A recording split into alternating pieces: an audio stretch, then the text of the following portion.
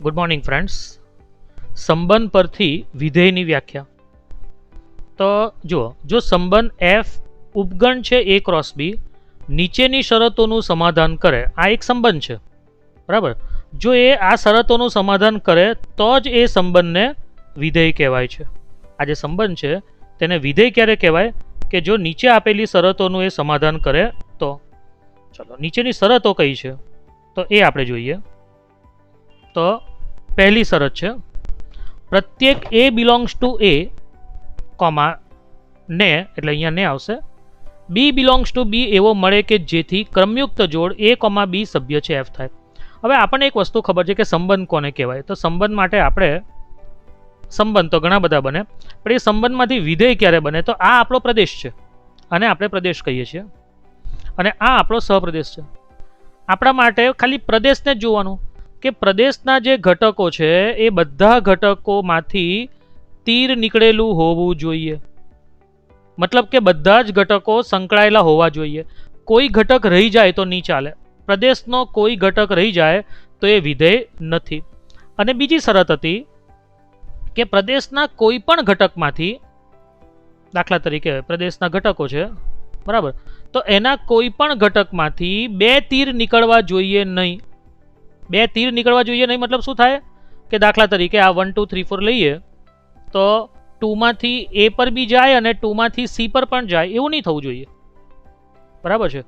સહપ્રદેશમાં કોઈ ઘટક રહી જાય તો ચાલે, બરાબર. આ સહપ્રદેશના ઘટકો છે, સહપ્રદેશનો કોઈ ઘટક રહી જાય તો ચાલે.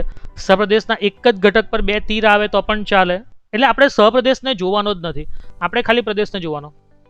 પ્રદેશના દરેક ઘટકનો એક એક પ્રતિબિંબ હોવો જોઈએ, મતલબ કે એક તીર નીકળેલું હોવું જોઈએ.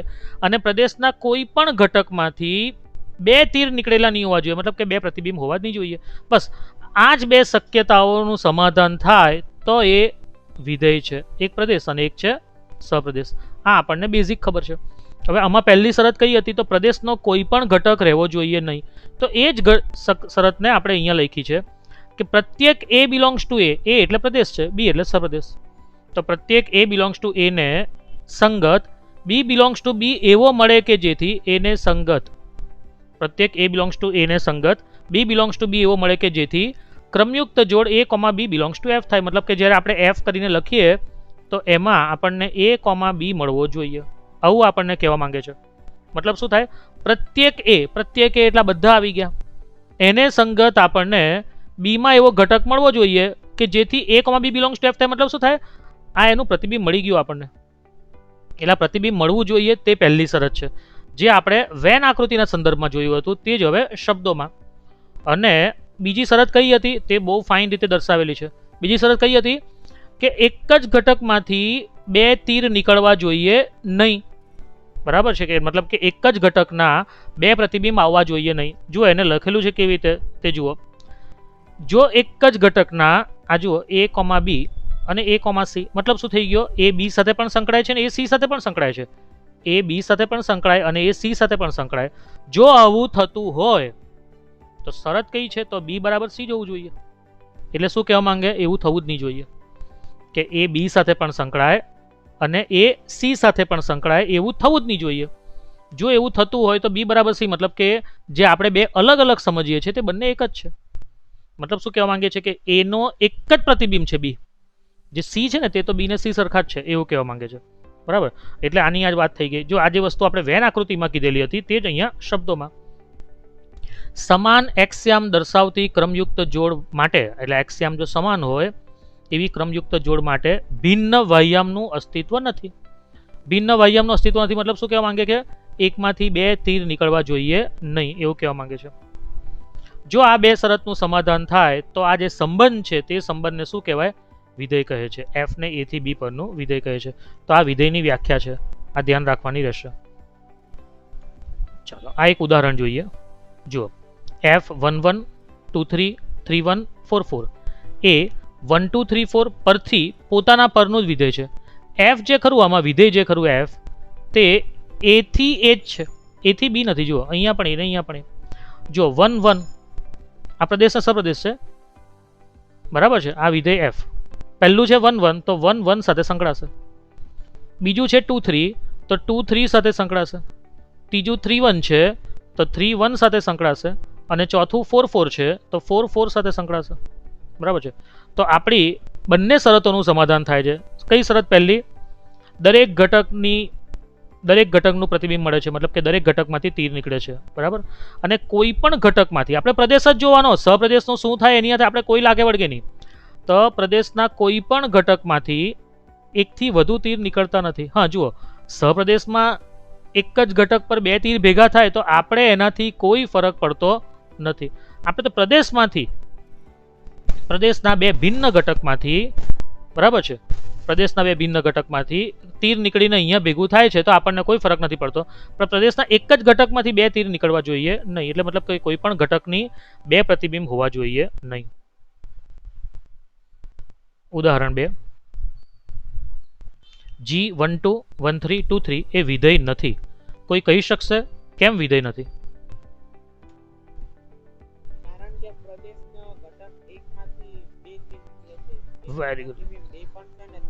Very good. પ્રદેશનો આ જે ઘટક 1 છે ને એમાંથી બે તીર નીકળે છે. 2 પર બી જાય છે અને 3 પર બી જાય છે. મતલબ શું થઈ ગયું? આવી રીતે થઈ ગયું. 1 જે ખરું એમાંથી એક તીર 2 પર જાય છે અને 1 માંથી એક તીર 3 પર જાય છે. મતલબ શું થઈ ગયું કે જુઓ, કારણ કે પહેલી બે ક્રમયુક્ત જોડમાં પહેલો યામ સમાન છે પણ તેમને સંલગ્ન બીજો યામ ભિન્ન છે. મતલબ કે આવું થઈ ગયું. બરાબર. એટલે કે એ લીધો, અહીંયા બી લીધો. બરાબર. આ એક વિધેય કર્યું, જી આપણે વ્યાખ્યાયિત કર્યું. જુઓ હવે પહેલું વિચારીએ તો 1 2, તો આ 1 2 બન્યો, અને 1 3 તો આ 1 3 બન્યો, અને 2 3. તો મતલબ આ એક ઘટકમાંથી બે તીર નીકળે છે, માટે આ સંગતતા વિધેય નથી.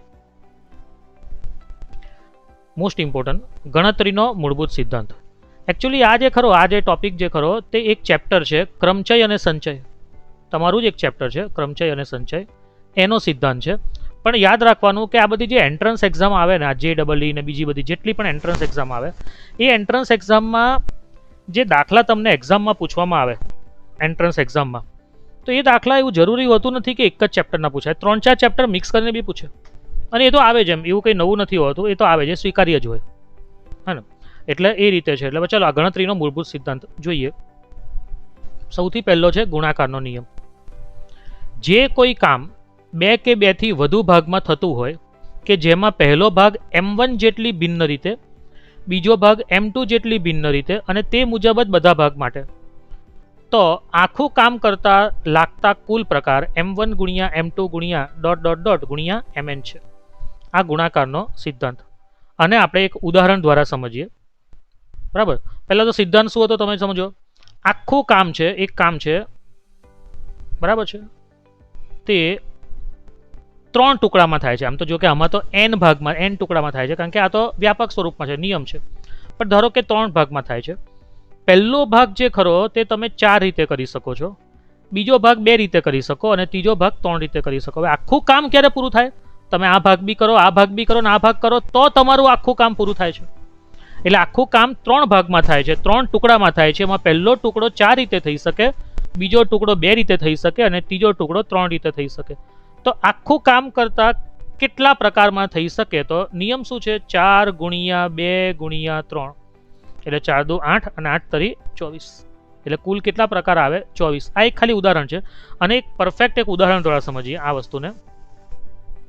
જો પ્રશ્ન, જો કોઈ વ્યક્તિને નવસારીથી સુરત જવા માટે 3 ભિન્ન રસ્તા છે, અને સુરતથી અમદાવાદ જવા માટે 4 ભિન્ન રસ્તા છે, તો તે વ્યક્તિ નવસારીથી અમદાવાદ કેટલી રીતે જઈ શકે? જો સમજો આને, અહીંયા ધારો કે નવસારી છે, બરાબર, અહીંયા ધારો કે સુરત છે, અને આ ધારો કે અમદાવાદ છે, બરાબર છે. હવે નવસારીથી સુરત જવા માટે એની પાસે 3 ભિન્ન રસ્તા છે. ભિન્ન રસ્તા મતલબ કે 3 રીતે જઈ શકે. દાખલા તરીકે બસમાં જાય, બરાબર, અથવા કારમાં જાય, અથવા ધારો કે કોઈની પાસે લિફ્ટ લઈને જાય. ચલો, સુરતથી અમદાવાદ જવું છે તો એની પાસે ધારો કે પ્લેનમાં જઈ શકે, ક્યાં તો એ ફાસ્ટ ટ્રેનમાં જઈ શકે, બરાબર, ક્યાં તો એ સ્લો ટ્રેનમાં જઈ શકે, બરાબર, અને ક્યાં તો એ ટેક્સી ભાડે કરીને જઈ શકે. બરાબર. હવે એ માણસે નવસારીથી અમદાવાદ જવું છે તો કેટલી રીતે જઈ શકે? વચ્ચે સુરત આવી ગયું પણ એને જવું છે નવસારીથી અમદાવાદ. તો તમે જુઓ, એ બસમાં જાય અને પ્લેનમાં જાય તો પહેલી, બસમાં જાય અને ફર્સ્ટ ટ્રેનમાં જાય તો એ બીજું, બસમાં જાય સ્લો ટ્રેનમાં જાય એ ત્રીજું, બસમાં જાય ટેક્સીમાં જાય ચોથું. 4 શક્યતા થઈ ગઈ. હવે કારમાં જાય પછી પ્લેનમાં જાય પાંચમું, કારમાં જાય અને ફર્સ્ટ ટ્રેનમાં જાય છઠ્ઠું, કારમાં જાય સ્લો ટ્રેનમાં જાય સાતમું, કારમાં જાય ટેક્સીમાં જાય આઠમું, લિફ્ટ લઈને જાય અને પ્લેનમાં જાય નવમું, લિફ્ટ લઈને જાય અને ફાસ્ટ ટ્રેનમાં જાય દસમું, લિફ્ટ લઈને જાય અને સ્લો ટ્રેનમાં જાય 11મું, લિફ્ટ લઈને જાય અને ટેક્સીમાં જાય 12મું. કેટલી સરસ થઈ ગઈ? ટોટલ 12 શક્યતા થઈ. એટલે શું થાય એમાં? 3 ગુણ્યા 4. કારણ કે આખું કામ કરતાં મારે 2 ટુકડામાં કામ થાય છે, નવસારીથી સુરત ને સુરતથી અમદાવાદ. બરાબર. તો જુઓ, અહીં આખું કામ 2 ભાગમાં થાય છે. માટે નવસારીથી અમદાવાદ જવાના કુલ પ્રકાર થશે. આમાં 3 શક્યતા હતી પહેલામાં, બીજામાં 4 શક્યતા હતી, તો કુલ થશે 3 ગુણ્યા 4 બરાબર 12. આવડવું જોઈએ. હંમેશા યાદ રાખવાનું, જ્યાં અને શબ્દ આવે ત્યાં ગુણાકાર આવે. અહીંયા આપણે અને આવ્યું, બસમાં જાય અને પ્લેનમાં જાય, બસમાં જાય અને ફાસ્ટ ટ્રેનમાં, કારણ કે બંનેમાં જવાનું છે અને એટલે બંને કરવાનું છે, બંને જરૂરી છે. બરાબર. એટલે ગુણાકાર આવે છે. એ થી બી સુધીના કુલ વિધેયની સંખ્યા કેટલી? દાખલા તરીકે ગણ એમાં 4 ઘટકો છે ABCD, જે પ્રદેશ છે અત્યારે આપણો, અને ગણ બીમાં 3 ઘટક છે PQR, જે આપણો અત્યારે સપ્રદેશ છે. અને એના ઉપર આપણે એક વિધેય F વ્યાખ્યાયિત કરીએ. તો જે પહેલો સભ્ય સ્મોલ a છે તે કેપિટલ B ના સભ્ય P સાથે પણ સંકળાઈ શકે, Q સાથે પણ સંકળાઈ શકે અને R સાથે પણ સંકળાઈ શકે. સંકળાશે કોઈ પણ એક સાથે. બરાબર. સંકળાશે કોઈ પણ એક સાથે. કહેવાનો મતલબ શું? અહીં A નો પ્રત્યેક ઘટક, એટલે કે અહીં A નો ઘટક સ્મોલ a આવ્યો, આ જે સ્મોલ a છે તે B ના ઘટક, બીના 3 ઘટકમાંથી, એટલે કે આજે 3 ઘટકમાંથી કોઈ પણ એક સાથે સંકળાશે, કોઈ પણ એક સાથે સંકળાઈ શકે. પણ મતલબ શક્યતા કેટલી થઈ? તો 3 શક્યતા. સ્મોલ a માટે 3 શક્યતા છે. 3 માંથી ધારો કે પહેલી શક્યતા પ્રમાણે P સાથે જોડાયો. હવે B નો વારો. તો B જે ખરો તે B ને પણ PQR માંથી જોડવું છે તો એ 3 રીતે જોડાઈ શકે. કારણ કે B P સાથે જોડાય તો પણ ચાલે. બંને અલગ અલગ ઘટક હોવા જોઈએ. અહીંયા શું થાય? સપ્રદેશ, એની સાથે આપણે કોઈ લાગે વળગે નહીં. વિધેયમાં તો આપણે પ્રદેશ જ જોવાનો કે B નો ઘટક રહી જવો જોઈએ નહીં. તો B P સાથે પણ જોડાઈ શકે, B Q સાથે પણ જોડાઈ શકે, અથવા B R સાથે પણ જોડાઈ શકે. આ 3 માંથી કંઈ પણ એક જ થશે. બરાબર. ધારો કે B 3 ઘટકમાંથી કોઈ પણ એક ઘટક સાથે જોડાઈ શકે. ઓકે. તો આનો મતલબ શું થઈ ગયો? કે ધારો કે આપણે ચલો B ને R સાથે જોડ્યો, કોઈ પણ એક જ સાથે જોડાઈ શકે છે, પણ 3 શક્યતા હતી. C માટે કેટલી શક્યતા? તો પાછી 3 શક્યતા. P સાથે જોડાઈ શકે, Q સાથે જોડાઈ શકે, R સાથે જોડાઈ શકે. બરાબર છે. કેપિટલ A નો ઘટક સ્મોલ c એ B ના 3 ઘટકમાંથી કોઈ પણ એક ઘટક સાથે જોડાઈ શકે. ધારો કે આપણે એવું માનીએ કે ચલો C P સાથે જોડાયો. હવે D નો વારો. તો D કેટલા સાથે જોડાઈ શકે? પાછું તો 3 સાથે જોડાઈ શકે. બરાબર છે. 3 માંથી કોઈ પણ એક સાથે જોડાશે, પણ શક્યતા તો D પાસે પણ 3 છે. એટલે કે D એક B ના 3 ઘટકમાંથી કોઈ પણ એક ઘટક સાથે જોડાઈ શકે. ધારો કે D Q સાથે જોડાયો. બરાબર. તો હવે આપણે જોઈએ કુલ વિધેયની સંખ્યા કેટલી બને. તો કુલ વિધેય બનાવવા હોય તો મારે A ને પણ જોડવો પડે, B ને પણ જોડવો પડે, C ને પણ અને D ને પણ. કોઈ પણ ઘટક રહી જવો જોઈએ નહીં, તો વિધેય નહીં બને. બરાબર છે. તો એનો મતલબ એ થઈ ગયો કે અહીં વિધેય F ને બનાવવા માટે 4 અલગ અલગ ભાગમાંથી પસાર થવું પડે છે, અને તે દરેક ભાગ 3 ભિન્ન રીતે થાય છે. 4 અલગ ભાગમાંથી, એટલે પહેલા A માટે વિચારવું પડે, પછી B માટે, C માટે અને D માટે. A જે ખરો તે 3 રીતે થાય, B પણ 3 રીતે થાય, C પણ 3 રીતે થાય અને D પણ 3 રીતે થાય. બરાબર છે. માટે કુલ વિધેયની સંખ્યા કેટલી થાય? તો 3 ગુણ્યા 3 ગુણ્યા 3 ગુણ્યા 3. ગુણાકારનો નિયમ. કારણ કે આખું કામ કરવા માટે મારે 4 અલગ અલગ ભાગમાંથી પસાર થવું પડે છે. બરાબર છે. મતલબ કે જવાબ શું આવશે? 3 ની 4 ઘાત. એટલે A માં 4 સભ્ય હતા, B માં 3 સભ્ય હતા. આમ F A થી B માં A માં 4 સભ્યો, Na બરાબર 4 અને NB બરાબર 3. તો કુલ વિધેયની સંખ્યા કેટલી બની? 3 ની 4 ઘાત. તો વ્યાપક રીતે F A થી B માં જો Na બરાબર M હોય અને NB બરાબર N હોય, જે અહીંયા 4 અને 3 હતું એની જગ્યાએ M અને N છે, તો કુલ વિધેયની સંખ્યા તમારામાંથી કોઈ કહી શકશે કેટલી બનશે? આમાં 4 છે, આમાં 3 છે, તો જવાબ આવ્યો 3 ની 4 ઘાત. આમાં m છે, આમાં n છે. હા, n ની m ઘાત, n ની m ઘાત. તો કુલ વિધેયની સંખ્યા n ની m ઘાત. આ સૂત્ર યાદ રાખવું. કુલ સંબંધની સંખ્યા યાદ છે ને બધાને? જો na બરાબર m હોય અને nb બરાબર n હોય તો કુલ સંબંધની સંખ્યા શું આવે? સંબંધની વાત કરું છું, સંબંધ. તો સંબંધની સંખ્યા આવે 2 na ગુણ્યા nb, મતલબ કે 2 mn સંબંધ વખતે. અને વિધેય વખતે શું આવે? n ની m ઘાત. આ બંને સૂત્ર યાદ રાખવા. ગણતરીનો મૂળભૂત સિદ્ધાંત, સરવાળાનો નિયમ. જો કોઈ આખું કામ m1 જેટલા ભિન્ન રીતે અથવા m2 જેટલા ભિન્ન રીતે અથવા m3 જેટલા ભિન્ન રીતે અને તે જ પ્રમાણે બાકીના ભાગ માટે, તો બરાબર, એટલે કે આખું કામ m1 જેટલા ભિન્ન રીતે થાય છે, આખું કામ. બીજું કામ m2 જેટલા ભિન્ન રીતે થાય છે. એ જ કામને કોઈ બીજો માણસ કરે તો m2 રીતે કરી શકે, ત્રીજો માણસ કરે તો m3 રીતે, પણ આખું કામ જ કરે છે. પહેલો માણસ બી આખું કામ કરે, બીજો બી આખું કરે. પહેલામાં તો શું હતું? એક કામને ટુકડામાં વહેંચેલું હતું. આ આખું જ કામ થાય છે. તો કામના કુલ પ્રકાર થાય m1 + m2 + up to mn. એક દાખલો લઈએ, સમજીએ. જો કોઈ એક વ્યક્તિ નવસારીથી અમદાવાદ ભિન્ન 3 રીતે જઈ શકે, તમે સમજો, નવસારીથી અમદાવાદ જાય છે, એ 3 રીતે જઈ શકે. કઈ 3 રીતે? કાં તો બસ 1 માં જાય, ક્યાં તો બસ 2 માં જાય, ક્યાં તો બસ 3 માં જાય. એ 3 રીતે જઈ શકે છે. બીજી કોઈ વ્યક્તિ નવસારીથી અમદાવાદ 4 રીતે જઈ શકે છે. ટ્રેન 1 માં જાય, ટ્રેન 2 માં જાય, ટ્રેન 3 માં જાય અથવા ટ્રેન 4 માં જાય. બરાબર. તો નવસારીથી અમદાવાદ જવાના કુલ પ્રકાર કેટલા? હવે મારે જોવું હોય તો આ માણસ મને 3 રસ્તા સૂચવશે, આ માણસ મને 4 રસ્તા સૂચવશે. એટલે મારી પાસે કુલ પ્રકાર કેટલા આવવાના? તો અહીં આખું કામ બંને ભાગમાં અલગ અલગ રીતે પૂર્ણ થાય છે. આ માણસ 3 રીતે કરે છે, આ માણસ આખું કામ કરે 4 રીતે કરે છે. માટે આખું કામ પૂરું કરવાના કુલ પ્રકાર કેટલા થાય? તો 3 + 4 = 7. આ સરવાળાનો નિયમ. સરવાળા નિયમમાં એક વસ્તુ યાદ રાખવાનું, આખું કામ 3 રીતે થાય છે, આખું કામ 4 રીતે થાય છે. પેલામાં શું હતું? કામના ટુકડા પડે, પહેલો ભાગ, બીજો ભાગ, આ બંને ભાગ પૂરા થાય તો આખું કામ થાય. પેલામાં એવું હતું ગુણાકારના નિયમમાં. ઓકે, આ યાદ રાખવાનું હંમેશા. અથવાનો મતલબ થાય સરવાળો ગણતરીમાં, મેથેમેટિક્સમાં, અથવા ઉર્ધ્વશ્રીમાં, અથવા યોગ ક્રિયા. ધીમે ધીમે બધું જ આવશે. અત્યારે આપણે આ બે વસ્તુ આવી ગયું, અથવા અને સરવાળો. બરાબર છે. અનેનો મતલબ થાય ગુણાકાર, અધસીમા અને છેદસીમા. આ પણ દરેક ચેપ્ટરમાં આવશે, જેમ જેમ આવશે તેમ જોશું. બરાબર. પણ મેં તમને કીધું એ પ્રમાણે કે JEE ના બધી એન્ટ્રન્સ એક્ઝામ્સ જે આવે એ બધી એક્ઝામમાં કેવું હોય કે 2-3 ચેપ્ટર દરેક દાખલામાં મિક્સ થતા હોય, 4-4, 6-6 ચેપ્ટર બી મિક્સ થાય. એનો મતલબ શું થાય કે બધા કોન્સેપ્ટ બધા મિક્સ થયા કરશે આપણા. અને મતલબ તમને બધું આવડતું હશે તો જ તમે દાખલો ગણી શકશો. એટલે આપણે બધું અંદર ભેગું ભેગું ભણતા જઈએ છીએ. અગત્યના નિયમો જે આપણે હમણાં જોઈ ગયા. ગણ એમાં અનુક્રમે m, a અને b માં અનુક્રમે m અને n સભ્ય સંખ્યા છે.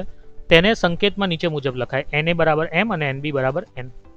a થી b પરના કુલ સંબંધની સંખ્યા કોઈને યાદ છે સૂત્ર? a થી b પરના કુલ સંબંધની સંખ્યા, સંબંધ સૂત્ર. હા, વેરી ગુડ. 2 ની ઘાતમાં mn બરાબર છે. 2 2 ની ઘાતમાં mn અથવા 2 na ગુણ્યા nb. આ યાદ રાખજો. આપણે લખીએ ને કે 2 ની ઘાતમાં mn આવું લખીએ છીએ. અને ઇંગ્લિશમાં શું વંચાય? 2 થોડુંક ઇંગ્લિશમાં વાંચવાનું, કારણ કે હવે આગળ ભણવા જશો તો બધું ઇંગ્લિશમાં થઈ જશે. રેઝ બરાબર છે. 2 mn. ચાલો, પછી બીજું કે a માં તો m સભ્યો છે, b માં n સભ્યો છે. કોઈને યાદ છે કુલ વિધેયની સંખ્યા કેટલી આવે? કુલ વિધેયની સંખ્યા હમણાં જ જોઈ ગયા. Very good. n/m. બરાબર. n એટલે શું? nb. m એટલે શું? na. આ બંને યાદ રાખજો. આ બંનેને લગતું, એટલે કે એક આ અને એક આ સૂત્ર, આ બંનેને લગતો આપણે એક દાખલો જોઈએ. ઉદાહરણ 1. 3 સભ્યવાળા ગણથી 4 સભ્યવાળા ગણ પરના કુલ સંબંધની સંખ્યા કેટલી? f a થી b છે, એમાં a જે ખરો તે 3 સભ્યવાળો છે અને બી જે ખરો તે 4 સભ્યવાળો છે. બોલો કોઈ કહી શકશે કુલ સંબંધની સંખ્યા કેટલી? સંબંધ નહીં 24 તો નહીં આવે, નહીં 24 નહીં. 2 ની ઘાતમાં કંઈક આવે સૂત્ર. સંબંધની સંખ્યા જો સંબંધની સંખ્યાનું સૂત્ર શું હતું? 2 Na ગુણ્યા Nb. હમણાં જોઈ ગયા. એટલે Na કેટલા છે? 3. Nb કેટલા છે? 4. બરાબર. તો જવાબ શું આવશે? 2/3 × 4. એટલે 2 કેટલા થશે? 12. સંબંધની સંખ્યા યાદ રાખજો, સૂત્ર યાદ રાખજો. 2 Na ગુણ્યા Nb. ઉદાહરણ 2. વસ્તુ એનું એ છે 3 સભ્યવાળા ગણથી 4 સભ્યવાળા ગણ પરના કુલ વિધેયની સંખ્યામાં. બોલો કોઈ કહી શકશે વિધેયની સંખ્યા કુલ? વિધેયની સંખ્યાનું સૂત્ર હમણાં જ આવી ગયું. Very good. વિધેયની સંખ્યાનું સૂત્ર હતું Nb ની ઘાતમાં Na. બરાબર છે. Nb એટલે કેટલા છે? 4 ની ઘાતમાં Na એટલે કેટલા છે? 3. એટલે આપણો જવાબ આવશે 4/3. Okay, very good. વિધેયની સમાનતા. બે વિધેય સમાન ક્યારે કહેવાય? બે વિધેયો f અને g ને સમાન વિધેયો કહી શકાય જ્યારે પહેલું f અને g એક જ પ્રદેશ પર વ્યાખ્યાયિત હોય, બંનેનો પ્રદેશ સરખો હોવો જોઈએ. અને બીજું મેઇન fx બરાબર gx થવું જોઈએ. પ્રત્યેક x બિલોંગ્સ ટુ f નો પ્રદેશ. બરાબર. એટલે કે બંનેના પ્રદેશ સરખા હોવા જોઈએ અને બંનેના જવાબ સરખા હોવા જોઈએ. fx મતલબ f નો જવાબ. f ના કાઉન્સમાં x મૂકવાથી શું જવાબ મળે તેને fx કહેવાય. બરાબર છે. g ના કાઉન્સમાં x મૂકવાથી શું જવાબ મળે તેને gx કહેવાય. એટલે બંનેના જવાબ સરખા હોવા જોઈએ દરેક ઘટક માટે. દરેક ઘટક માટે દાખલા તરીકે 1 માટે f નો જવાબ f1 બરાબર 7 આવતું હોય તો g1 બરાબર પણ 7 જ આવવું જોઈએ. f2 બરાબર 9 આવતું હોય તો g2 બરાબર પણ 9 જ આવવું જોઈએ. બરાબર છે. દરેક વખતે જવાબ સરખો હોવો જોઈએ. ધારો કે f r થી r g r થી r, fx બરાબર x2 પ્રત્યેક x belongs to r, gy બરાબર y2 પ્રત્યેક y બિલોંગ્સ ટુ r વડે વ્યાખ્યાયિત કરેલું છે. બરાબર છે. તો શું આ બંને વિધેય સમાન છે ખરા? તો જુઓ અહીં f અને g સમાન વિધેય છે એટલે કે સંકેતમાં શું લખાય? f બરાબર g. કેમ? કારણ શું? તો જુઓ બંનેના પ્રદેશ સરખા છે. બંનેના પ્રદેશ કયા છે? r. પહેલા તો શું હોવું જોઈએ? f અને g એક જ પ્રદેશ પર વ્યાખ્યાયિત હોવું જોઈએ. તો હા, બંનેના પ્રદેશ સરખા છે એટલે પહેલી શરતનું તો સમાધાન થઈ ગયું. અને fx બરાબર gx થવું જોઈએ. ચલો fx નો જવાબ શું છે? x2 છે. તો gx નો જવાબ શું આવશે? તો એ પણ x2 જ આવશે. કેમ x2 આવશે? કારણ કે g y નો y2 છે. y ની જગ્યાએ x મૂકો તો અહીંયા પણ y ની જગ્યાએ x મૂકવું પડે તો x2 જ આવશે. બરાબર છે. મતલબ કે fx અને gx નો જવાબ સરખો આવે છે. આનો મતલબ શું થઈ ગયો? અહીં x અને y એ માત્ર બનાવટી ચલ છે, ખાલી તમને અટવા માટે આપેલું છે. કારણ કે y ની જગ્યાએ x મૂકો એટલે આખો દાખલો x ના સ્વરૂપમાં થઈ ગયો. બંને વિધેય સમાન છે. f બરાબર g લખાય. ઉદાહરણ 2. fx બરાબર log x2, gx બરાબર 2 log x. ચલો લોગની વાત આવી એટલે એક વાત તમે સમજી લો. લોગ જે ખરું ને તે પણ એક વિધેય છે અને તે વિધેય વ્યાખ્યાયિત કરેલું છે r પ્લસ થી r પર. r પ્લસ મતલબ શું? ધન વાસ્તવિક સંખ્યા, અને r એટલે બધી જ આવી ગઈ, ધન ને ઋણ ને શૂન્ય બધું જ આવી ગયું. એનો મતલબ એ થઈ ગયો કે લોગની અંદર જે આપણે સંખ્યા લખીએ છીએ તે સંખ્યા કમ્પલસરી ધન હોવી જોઈએ. કારણ કે લોગનો પ્રદેશ શું છે? એ ખાલી ધન સંખ્યા જ સ્વીકારી શકે, શૂન્ય પણ નહીં સ્વીકારી શકે, લોગ અને ઋણ પણ નહીં સ્વીકારી શકે. એટલે મતલબ કે અંદરની સંખ્યા, લોગની અંદર તમે જે લખો છો તે અંદરની સંખ્યા કમ્પલસરી ધન હોવી જોઈએ. આ એક આપણું લોગની વ્યાખ્યામાં ગણાય. લોગની વ્યાખ્યા. અત્યારે fx બરાબર log x2 છે અને gx બરાબર 2 log x છે. તો શું આ બંને વિધેય સમાન છે ખરા? તો fx એ x બરાબર 0 સિવાય r પર બધે જ વ્યાખ્યાયિત છે. આ fx જે ખરો એટલે કહ્યું આ એ x બરાબર 0 સિવાય બધે વ્યાખ્યાયિત છે. કેમ? કારણ કે આપણે શું કીધું? લોગની અંદર સંખ્યા કેવી હોવી જોઈએ? ધન હોવી જોઈએ. બરાબર. આ તો આપણને ખબર છે. તો x ની જગ્યાએ હું ઋણ સંખ્યા લઈશ ને અંદર, અત્યારે આ log x2 માં ધારો કે x ની જગ્યાએ હું અહીંયા ઋણ સંખ્યા લઈશ ને તો પણ મને ફરક નથી પડતો કારણ કે ઋણનો વર્ગ તો ધન જ થઈ જશે. એટલે અહીંયા હું x ની જગ્યા પર ઋણ લઉં તો પણ ચાલે, x ની જગ્યા પર ધન લઉં તો પણ ચાલે, કારણ કે વર્ગ કરવાથી એ ધન થઈ જશે. મતલબ કે આ શરતનું સમાધાન થશે.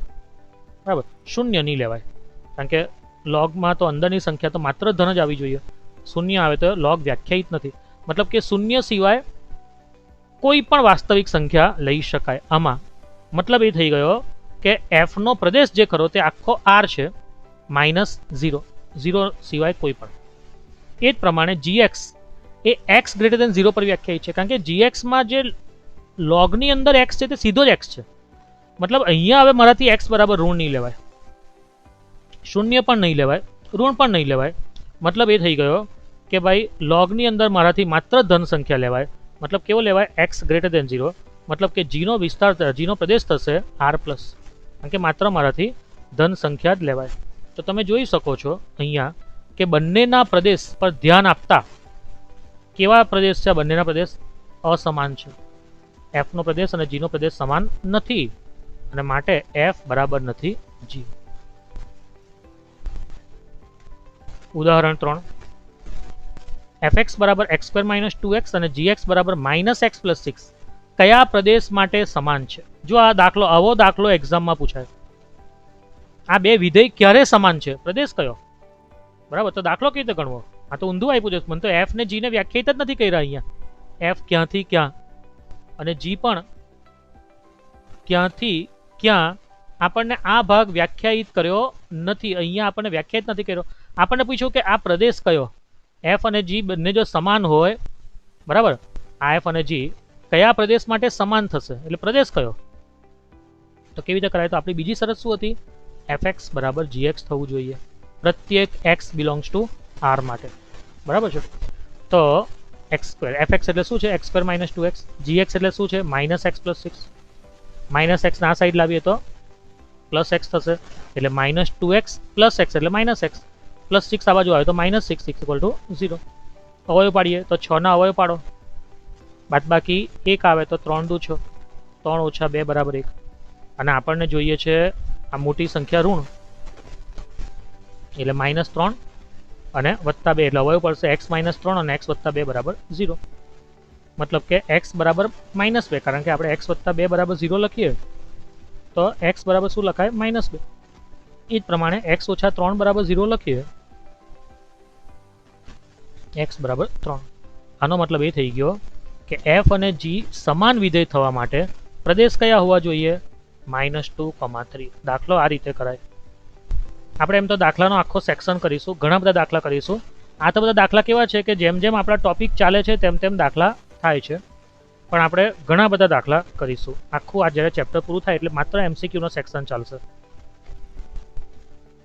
ઓકે, આ એમસીક્યુ નહીં, આ ચેપ્ટર પૂરું થશે એટલે આખું એમસીક્યુનો સેક્શન જ ચાલશે. ચાલો, કોઈને યાદ છે? a બરાબર PQR અને b બરાબર 1 2 હોય તો a × b બરાબર ખાલી જગ્યા. આમાંથી કયું ઓપ્શન સાચું? બોલો. નન એટલે આમાંથી એકે નહીં.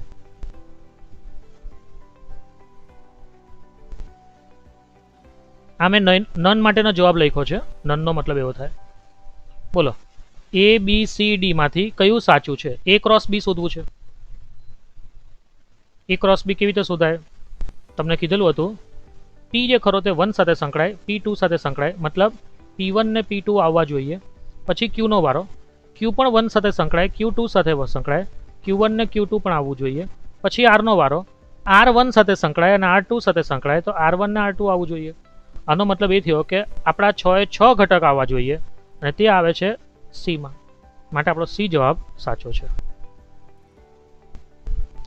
na બરાબર b, na બરાબર 2, nb બરાબર 4, તો a થી b પરના કુલ સંબંધની સંખ્યા કેટલી? સંબંધ બોલો, શું જવાબ આવશે? a માં 2 ઘટકો છે, b માં 4 ઘટકો છે, તો a થી b પરના કુલ સંબંધની સંખ્યા કેટલી? સંબંધ પૂછ્યું છે. સંબંધની સંખ્યાનું સૂત્ર, સંબંધ ઓપ્શન 3, વેરી ગુડ. સંબંધની સંખ્યાનું સૂત્ર જ છે કે 2 × na × nb,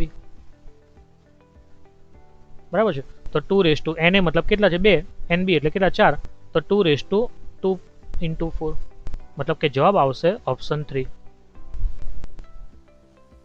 na બરાબર 2, nb બરાબર 4, તો a થી b પરના કુલ વિધેયની સંખ્યા કેટલી? બોલો.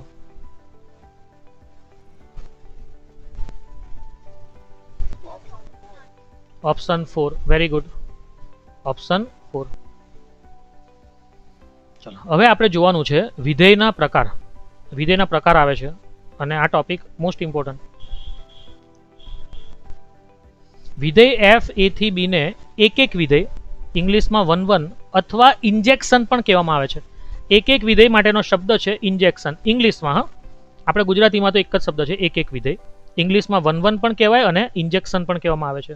બરાબર. એના દરેક ભિન્ન ઘટકો માટે બીમાં પણ ભિન્ન પ્રતિબિંબ મળવું જોઈએ, તો એને એક વિધેય કહેવાય. એટલે શું કહેવા માંગે તે સમજજો. બરાબર છે. તો એનો મતલબ એવો થાય કે આપણે વિધેય કોને કહેતા હતા? વિધેય. હા, વિધેય એટલે શું કે ભાઈ દરેક ઘટકમાંથી કોઈ ઘટક રહી જવો જોઈએ નહીં. પહેલું તો કોઈ ઘટક રહી જવો જોઈએ નહીં વિધેય થવા માટે. બરાબર.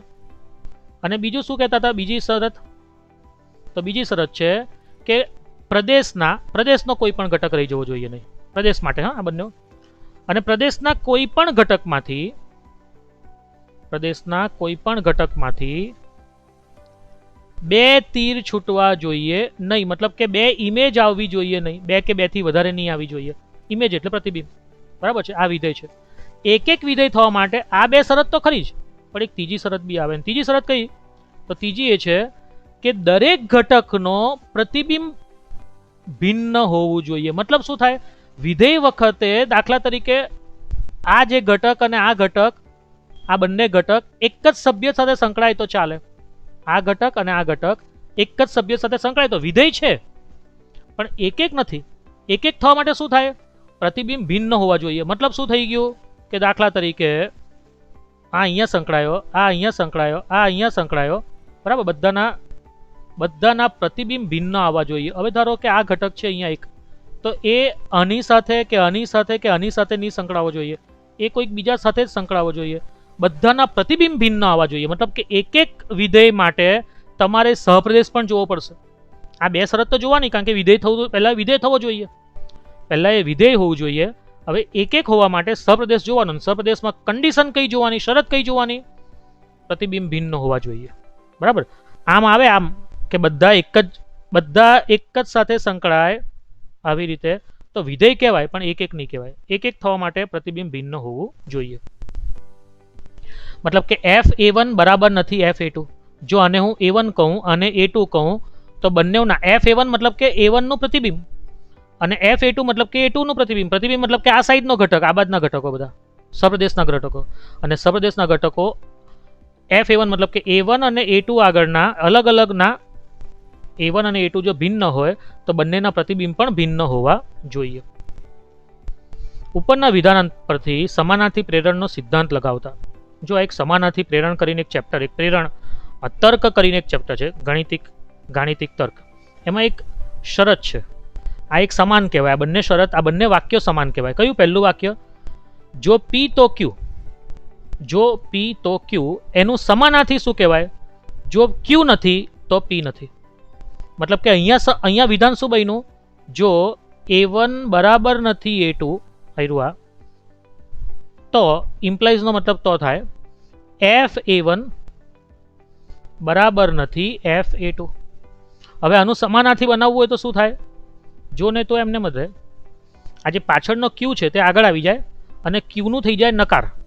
તો F(a1) બરાબર નથી F(a2) એ આગળ આવી જાય અને બરાબર નથીનું બરાબર થઈ જાય, નકાર થઈ જાય. એ જ પ્રમાણે આ જે Q આગળ આવ્યો, હવે P પાછળ જતો રહેશે અને P નો પણ નકાર થઈ જાય. એટલે a1 બરાબર નથી a2 પાછળ જતું રહે અને એનો નકાર એટલે કે ઇક્વલ ટુ થઈ જાય. એટલે સમાનાર્થી પ્રેરણનો સિદ્ધાંત લગાવીએ તો F(a1) બરાબર F(a2) હોય તો a1 બરાબર a2 લખાય. એટલે આ લખ્યું તે. અને આપણે વિધેય એક છે કે નહીં એ સાબિત કરવું હોય ને તો આનો જ ઉપયોગ કરશું. F(a1) બરાબર F(a2) નો સાદુરૂપ આપતા જો આપણે a1 બરાબર a2 સુધી પહોંચ્યા તો વિધેય એક છે, નહીતર વિધેય એક નથી. કાર્ય નિયમ. જો F એક વિધેય હોય તો અને તો જ મતલબ શું? આમથી આમ પણ સાચું અને આમથી આમ પણ સાચું. તો અને તો જનો મતલબ એને ઇંગ્લિશમાં ઇફ એન્ડ ઓનલી ઇફ પણ કહેવાય અને ઘણીવાર IFF ઇફ પણ કહેવાય. IFF ઇફ નો મતલબ થાય if and only if. If and only if મતલબ આમ પણ સાચું ને આમ પણ સાચું, બરાબર. જો એફ એ થી બી એક એક વિધેય હોય તો અને તો જ એફ A1 બરાબર એફ A2 ઇમ્પ્લાઇઝ A1 બરાબર A2. આ કાર્ય નિયમ છે. આનો ઉપયોગ કરીને જ દાખલા સાબિત થશે. એ આપણે દાખલામાં ઉપયોગ કરશું એટલે આવડશે. અત્યારે ખાલી ધ્યાન રાખજો. નોંધ: જો વિધેય એફ એક એક નથી તેવા વિધેયને અનેક એક વિધેય કહે છે. દાખલા તરીકે તમે સમજો તો હું ધારો કે એક વિધેય બનાવું છું કે ભાઈ દરેકના પ્રતિબિંબ અલગ અલગ, તો આ વિધેય કેવું થઈ ગયું? એક એક, બરાબર છે. દરેકના પ્રતિબિંબ અલગ અલગ. પણ ધારો કે કોઈક એક ઘટક માટે પ્રતિબિંબ સમાન છે, તો શું થઈ ગયું કે આ 1 2 3 4 જો લઈ લઉં તો 1 અને 4 નું પ્રતિબિંબ સમાન છે. તો આવા વિધેયને એક એક નહીં કહેવાય, તો શું કહેવાય? અનેક એક. અનેક એક એટલે શું? અનેક ઘટકો એક ઘટક સાથે સંકળાયેલા છે. અનેક ઘટકો એક ઘટક સાથે સંકળાયેલા છે.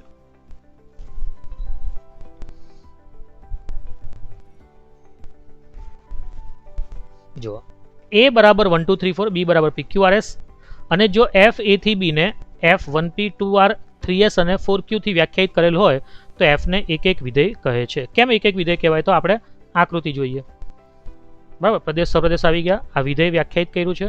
1 જે ખરો તે p સાથે સંકળાયેલો છે, 2 જે છે તે r સાથે સંકળાયેલો છે, 3 s સાથે સંકળાયેલો છે અને 4 q સાથે સંકળાયેલો છે. જોઈ શકાય છે એક એક વિધેય છે. દરેક અલગ અલગ ઘટકમાંથી બે અલગ અલગ ઘટક તમે કોઈ પણ લઈ લો પ્રદેશમાંથી, બરાબર, તો એના પ્રતિબિંબ બધાના અલગ જ છે. એનો મતલબ કે આ એક એક વિધેય હતું.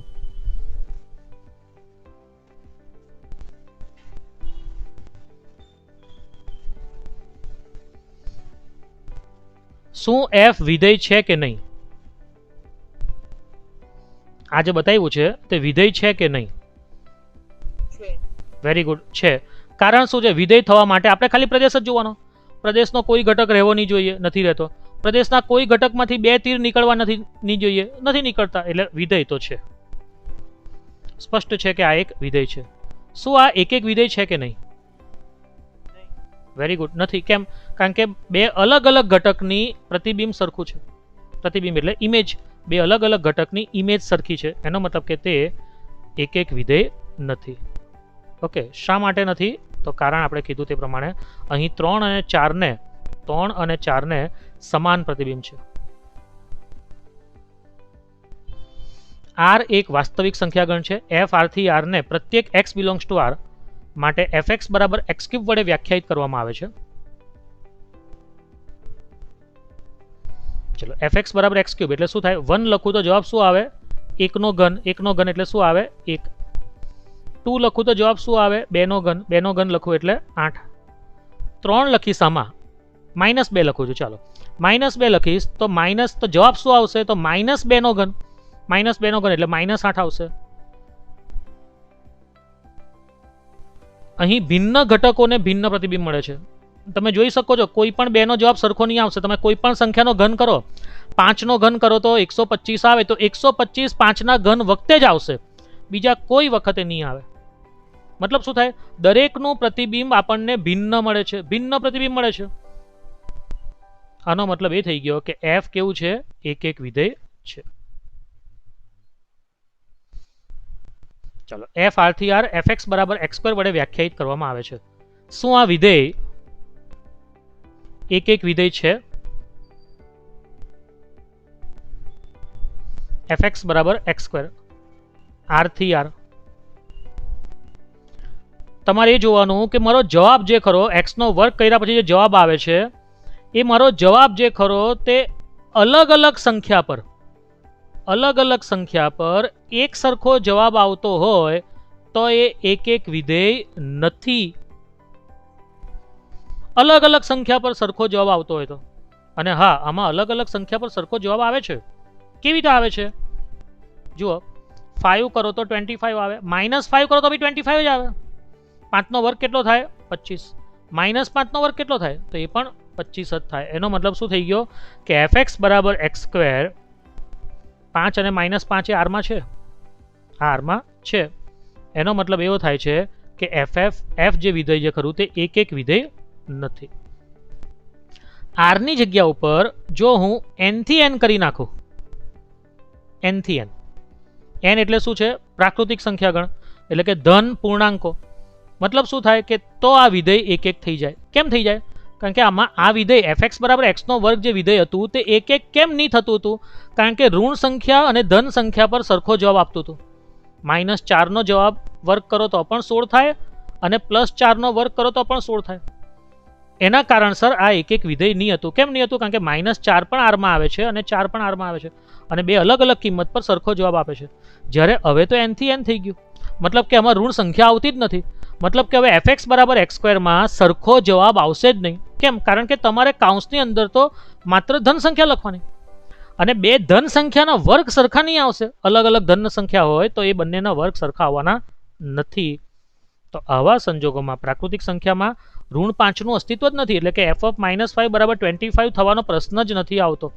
આનો મતલબ એ થઈ ગયો કે f એ એક એક વિધેય થવા માટે fx બરાબર x² ને અહીંયા પ્રદેશ કેવો હોવો જોઈએ? ધનથી ધન અથવા ઋણથી ઋણ કેવો કંઈક હોવો જોઈએ. f r થી r ને પ્રત્યેક x બિલોંગ્સ ટુ r માટે fx બરાબર x⁴n વડે વ્યાખ્યાયિત કરવામાં આવે. જો અહીંયા n ઘાત છે, જો f એક એક વિધેય હોય, બરાબર છે, તો n જે ખરો તે અયુગ્મ સંખ્યા હોવી જોઈએ. કેમ? કારણ કે જુઓ fx બરાબર ધારો કે x નો ઘન હોય તો એક એક વિધેય થઈ જાય. કેમ થઈ જાય? કારણ કે ઋણ સંખ્યાનો ઘન ઋણ જ આવે, ધન સંખ્યાનો ઘન કરો તો ધન જ આવે. મતલબ સરખો જવાબ આવવાનો નથી અયુગ્મ સંખ્યા હોય ઘાતાંકમાં તો. પણ જો ઘાતાંકમાં યુગ્મ સંખ્યા હોય તો એ એક એક વિધેય નથી. કારણ કે આપણે હમણાં જોઈ ગયા, ધન સંખ્યાનો વર્ગ કરો અને ઋણ સંખ્યાનો વર્ગ કરો, જવાબ તો સરખો આવે. x નો વર્ગ કરો તો n ની જગ્યાએ 2 લઉં, n ની જગ્યાએ 4 લઉં તો. ઓકે, તો નેક્સ્ટ પાર્ટમાં આપણે આનાથી વધારે દાખલા જોઈશું.